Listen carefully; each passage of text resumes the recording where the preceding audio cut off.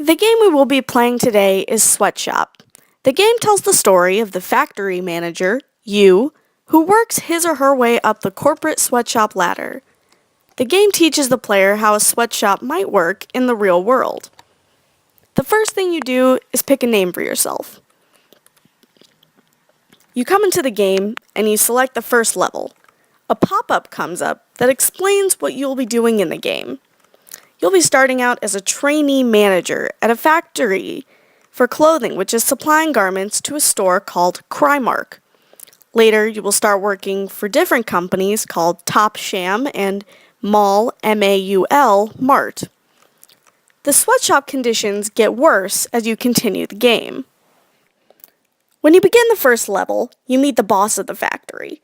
He's a very emotional man. He's different than many characters that you might come across in other games. He gets furious, he cries, he also curses. You find out that the past trainee manager has just quit, and you've been hired to replace him. All of the workers, except for one at the factory, have also left. So you meet the only remaining worker at the factory, who turns out to be a child worker. You are directed to hire a new hat maker in this level by selecting one from the top of the page and placing him near the conveyor belt. Each hat maker costs the factory money. The greater the skill set, the more the worker costs. For example, worker robots, meaning non-human workers, which you can access in later levels, cost the most, while child workers cost the least. We learn that as the clothes move along the conveyor belt, the workers will begin to assemble it.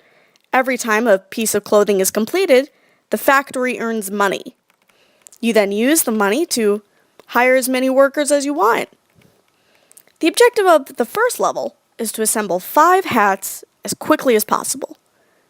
If too many items make it to the end of the assembly line without being completed, you'll have to restart the level. When the game starts, you drag and drop more workers to the conveyor belt and they begin assembling the clothing. When you drag or drop a worker, however much space the worker can work will be highlighted in green. If you want the belt to move faster, you can click the arrows on the side.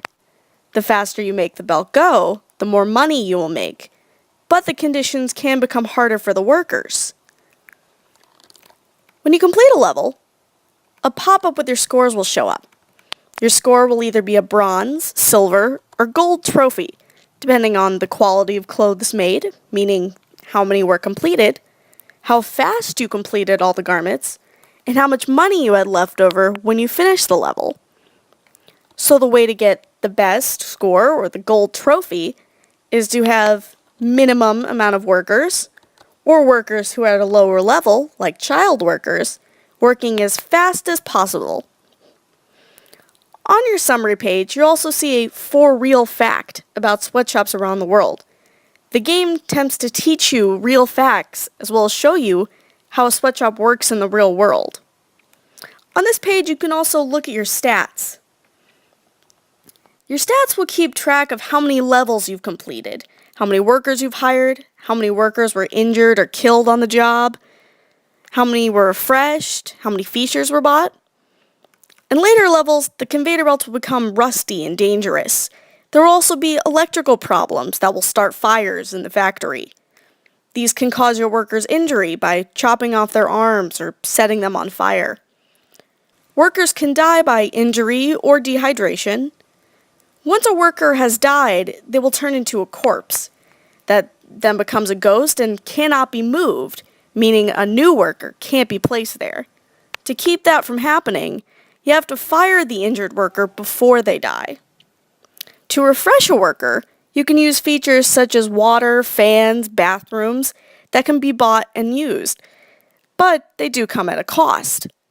Reviving a worker can keep them from dying and help them work faster. You can also upgrade a worker by educating them, which will help them work faster and more efficiently, but it also costs money and they can only be upgraded to a certain level. Your stats page also shows your karma level. Your karma is determined by which trophies you have. For instance, to be an even-handed manager, you will have mainly silver trophies. You can also be seen as an evil or a good manager.